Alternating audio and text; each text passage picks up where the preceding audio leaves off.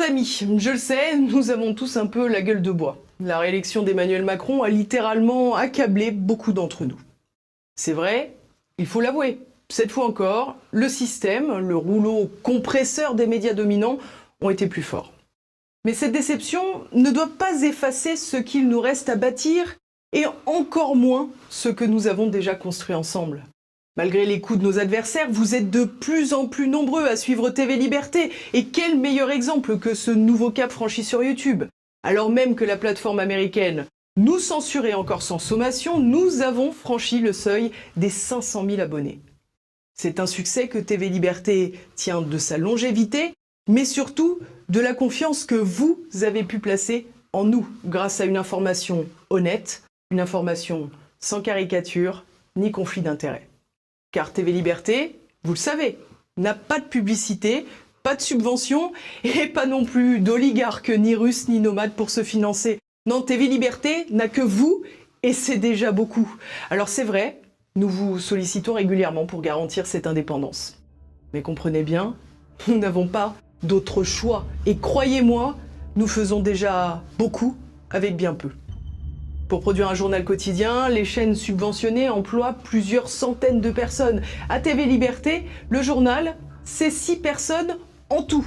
Et nous n'avons jamais manqué un rendez-vous. Mais évidemment, nous sommes toujours un peu sur le fil. Alors pour continuer, nous avons sans cesse besoin de votre soutien. Car sans vous, TV Liberté n'a ni raison d'être, ni moyen de faire. Alors dès à présent, donnez-nous un coup de pouce. Cliquez sur le lien qui s'affiche ici, juste au-dessus, et aidez-nous. Je compte sur vous.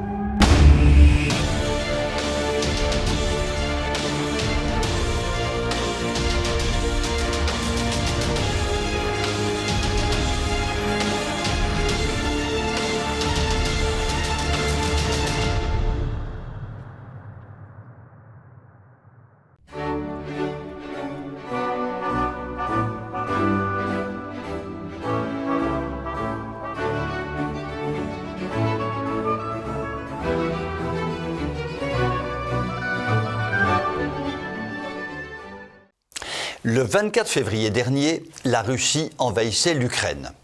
Le monde occidental se mettait en état de sidération absolue. Les élites autoproclamées, feignant la surprise totale, clamaient haut et fort une indignation totale et une condamnation sans appel. De leur côté, les populations européennes, lessivées par le système politico-médiatique, n'avaient qu'un mot à la bouche: Poutine est totalement fou et il faut aider l'Ukraine par tous les moyens, dont les moyens militaires. 3 mois plus tard, les élites autoproclamées commencent à baisser le ton car elles apparaissent chaque jour davantage comme totalement folles et suicidaires en poussant à la guerre par tous les moyens alors que l'Union européenne n'a aucune armée à opposer à la Russie. De leur côté, les populations européennes, grâce aux réseaux sociaux notamment, commencent à comprendre que le système totalement manipulé par les États-Unis accumule les mensonges et pousse au crime. Le problème est qu'à force de pousser au crime, la probabilité que le crime ait lieu devient de plus en plus grande. De Macronor, protector Ukrainor, à Ursula, dictatoria vaxerinata. En passant bien sûr par le va-t-en-guerre Biden et son joujou appelé l'OTAN, chaque jour qui passe se traduit par une nouvelle provocation pouvant nous mener tout droit à une guerre nucléaire, à une guerre mondiale, à une sorte d'apocalypse. Lorsque l'on analyse l'enchaînement de tous les petits faits politiques de l'été 1914, qui ont peu à peu conduit à l'épouvantable guerre de 14-18, l'on peut se demander si nous ne sommes pas en train de vivre le même enchaînement de faits. Prenons 2 exemples. Le croiseur amiral de la flotte russe a été coulé il y a quelques semaines par les Ukrainiens, disait-on. Le journal New York Times, porte-parole presque officiel de Biden, indique il y a quelques jours que ce navire a été coulé avec l'aide des Américains. Les Américains voudraient pousser Poutine à la faute, qu'il ne s'y prendrait pas autrement. Le même journal, New York Times, toujours porte-parole presque officiel de Biden, indiquait au même moment que des généraux russes avaient été tués avec l'aide des Américains. Les Américains voudraient une nouvelle fois de plus pousser Poutine à la faute, qu'il ne s'y prendrait pas autrement. Et puis, chaque jour offre son lot de décisions prises par l'Occident dans le seul but de pousser Poutine à la faute. Livraison massive d'armes à l'Ukraine, accaparée par les régiments néo-nazis qui pullulent dans le pays. Organisation de l'adhésion de la Finlande et de la Suède à l'OTAN. Rejet par le mépris de toutes les propositions faites par les Russes pour stopper le conflit. Crimes de guerre à répétition de la part des Ukrainiens, crimes qu'il est de plus en plus difficile de cacher. Communication résolument mensongère de la part des journalistes occidentaux, etc., etc., etc. De tout cela, il résulte tout simplement que tout cela peut très mal finir. Je vous souhaite une très bonne soirée.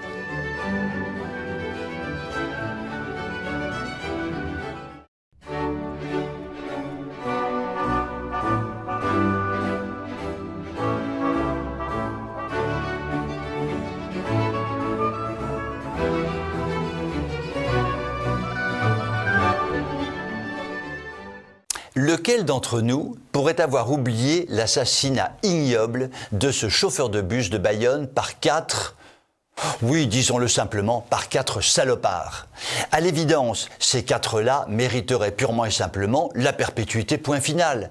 Le problème est que ce qui est évident pour nous, les franchouillards simplets qui ne comprendront jamais rien à rien, n'est pas du tout évident pour les juges, êtres supérieurs, dont le jugement ne peut être que fondé sur la pure justice. Reprenons cette affaire de Bayonne. Le malheureux chauffeur de bus est éjecté de son véhicule et frappé à la tête par 2 des 4 individus. Quand finalement il se relève, l'un des salopards revient vers lui et lui assène le coup de poing final. Le chauffeur s'écrase sur le sol, il ne survivra pas. Alors que le parquet de Bayonne avait requis le 28 avril la qualification d'homicide volontaire aggravé pour 2 des 4 salopards, Madame le juge d'instruction a requalifié les faits le 16 mai. La violence des salopards avait entraîné la mort du chauffeur de bus. Sans intention de la donner. Ben oui quoi, si je cogne quelqu'un à mort, ce n'est quand même pas pour qu'il meure, non mais des fois, je le cogne à mort pour qu'il vive, c'est évident. D'ailleurs, si je rencontre un jour Madame le juge d'instruction de Bayonne et que je la cogne à mort, j'espère quand même qu'elle aura le bon goût de rester en vie, la vilaine. Vous allez me dire, pourquoi cette requalification par Madame le juge d'instruction de Bayonne? Mais c'est très simple, cela évite aux salopards de passer aux assises et d'être condamnés à la prison ad vitam aeternam. Ils passeront simplement devant la cour départementale criminelle et écoperont simplement de 10 ans de prison. Comme ils seront probablement relâchés sans avoir purgé l'intégralité de leur peine, ils pourront s'acharner dans quelques années sur un autre chauffeur de bus. Décidément, la justice française est à son plus haut niveau. Bon, concluons sur une note optimiste. Le parquet peut faire appel de cette requalification. Pour l'épouse du chauffeur de bus et pour ses 3 filles, toutes les 4 scandalisées par cette affaire, il y a encore un espoir que la justice rende la justice. Je vous souhaite une très bonne soirée.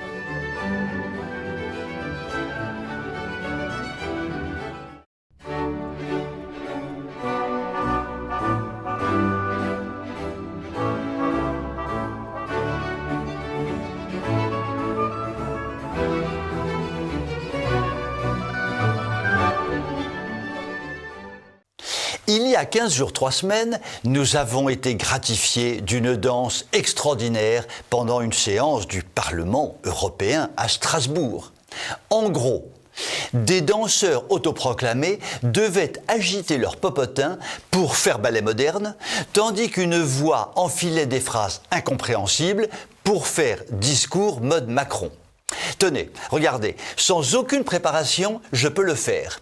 Regarde les étoiles, trouve de la force en toi. Tu dois avoir confiance, la vie est devant toi. Ouvre les grands, tout bras, bouge ton popotin, agite-toi et bouge, et lève très haut la tête, car les étoiles sont là, elles te donnent confiance. Tu dois avoir confiance, puisque la vie est là. Bouge ton popotin, bon sang de gros crétin, toi qui ne comprends rien.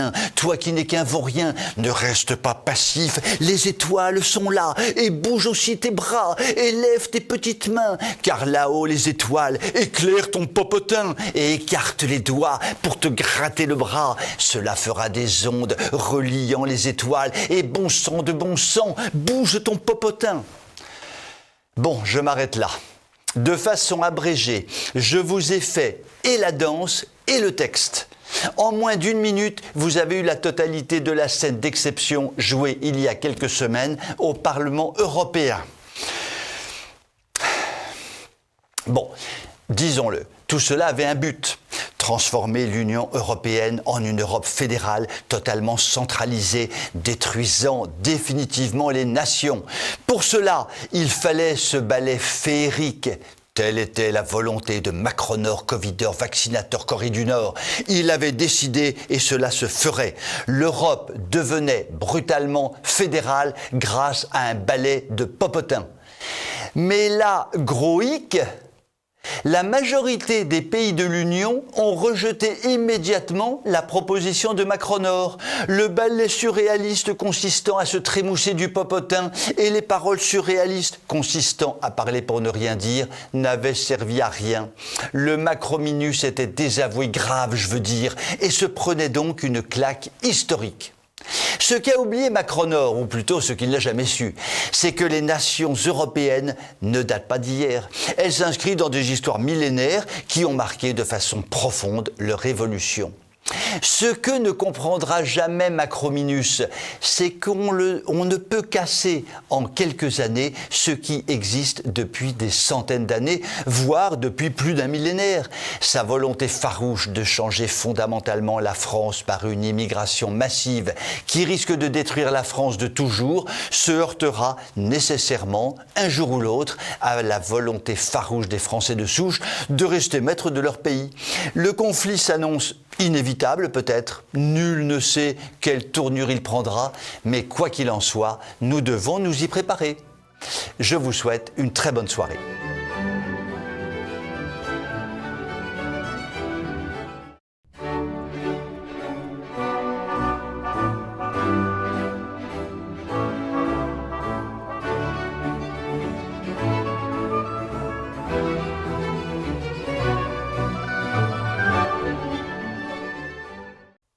Les États-Unis sont encore, mais sans doute pour peu de temps, la première puissance mondiale.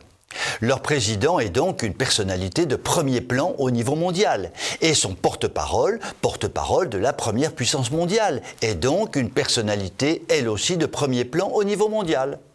Ça va, vous me suivez, ça n'est pas trop compliqué? Je continue. L'actuel président des États-Unis, Joe Biden, Joe Biden en français, vient de choisir son porte-parole et a choisi une personnalité de premier plan totalement représentative de ce que sont les États-Unis. Le nom de cette personnalité est... Oh, j'ai oublié, mais tant pis. Quelles sont les caractéristiques de cette personnalité de premier plan? À l'évidence, elle coche toutes les bonnes cases. C'est une femme, c'est une noire, c'est une lesbienne. Reprenons ça dans le bon ordre. Pourquoi une femme? Parce qu'il fallait s'agenouiller devant la gente féminine, en lui attribuant 2 postes clés. Le poste de vice-président, très important par les temps qui courent, car il n'est pas exclu qu'un bon coup de Covid mette Biden hors jeu, et le poste de porte-parole, très important par les temps qui courent, et qui sent une odeur persistante de guerre générale. Voilà pour le côté femme. Pourquoi une noire? Parce qu'il fallait s'agenouiller devant la population noire des États-Unis, pourtant ultra minoritaire, en lui attribuant 2 postes clés, le poste de vice-président, car une population ultra minoritaire aux États-Unis doit savoir qu'il lui est réservé des postes clés, et le poste de porte-parole, car une population ultra minoritaire aux États-Unis doit savoir qu'elle a son porte-parole au plus haut niveau de l'État. Voilà pour le côté noir. Pourquoi une lesbienne? Parce qu'il fallait s'agenouiller devant la population LGBT des États-Unis, pourtant ultra minoritaire, en confiant à l'un de ses membres la possibilité de parler en son nom au plus haut niveau de l'État et donc à l'échelle mondiale, puisque les États-Unis restent provisoirement la première puissance du monde. Les médias officiels français sont tombés en pâmoison. Rien ne pouvait être plus merveilleux que de nommer au poste ultra-stratégique de porte-parole de la présidence des États-Unis une femme et non un homme, qui soit noire et non blanche, qui soit lesbienne et non hétérosexuelle. Cette magnifique victoire de la diversité, d'une diversité ultra-minoritaire, a été considérée par le système politico-médiatique français comme la plus grande victoire du progressisme libérateur sur le conservatisme rétrograde. Il n'est pas exclu qu'une telle porte-parole connaisse le sort lamentable de la première porte-parole nommée par Macron, femme et noire, sûrement. Et pour le reste, j'avoue ne pas savoir, et cela d'ailleurs ne m'intéresse pas. Je vous souhaite une très bonne soirée.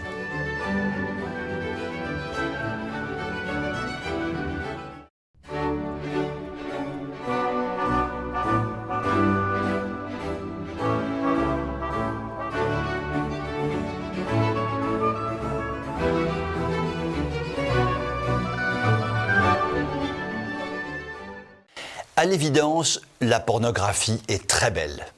Par exemple, visionner par la grâce d'Internet le massacre d'une charmante jeune femme par 4, 5 ou 6 gaillards en chaleur, c'est évidemment très beau, très bon, très bien. Et j'avoue ne pas comprendre les grincheux qui osent dire que la pornographie est très moche. À cet égard, il vient de se produire aux États-Unis une séquence tout à fait surprenante dont la vidéo fait fureur. L'on voit, dans une école, lors d'un conseil de classe, une mère de famille qui prend le micro pour expliquer aux dirigeants et professeurs de l'école que sa fille de 15 ans a été obligée d'apprendre par cœur un texte ignoblement pornographique et a été obligée de réciter ce texte devant toute la classe. Sur l'estrade, les dirigeants et professeurs sont tout propres sur eux, tout magnifiques, tout bien habillés, des vrais Lochner. On leur donnerait le bon Dieu sans confession, comme à Lochner. La mère de famille commence à lire le texte ignoblement pornographique imposé à sa fille de 15 ans. Dès le 3e mot, elle est coupée par la présidente de cette réunion, toute belle, toute bien habillée, toute propre sur elle, au motif qu'il est impossible de faire preuve de vulgarité et d'indécence devant cette noble assemblée.